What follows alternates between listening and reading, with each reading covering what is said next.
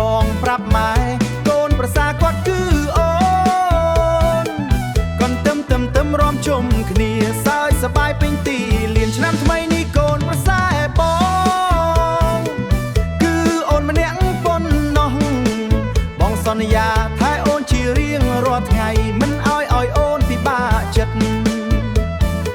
ធ្វើស្រែធ្វើការខិតខំសាងសុខមង្គលគ្រួសារបើអូនយល់ព្រមជាមួយបងឆ្នាំថ្មីនេះពិតជាសុខភ្លេងកាន់ទឹមរំជុំគ្នាអបអរស្នេហាយើងពីរនាក់ឆ្នាំថ្មីនេះបងសុំស្នេហាសុំអូនធ្វើគូជីវិតឆ្នាំថ្មីនេះបងប្រាប់ម៉ែ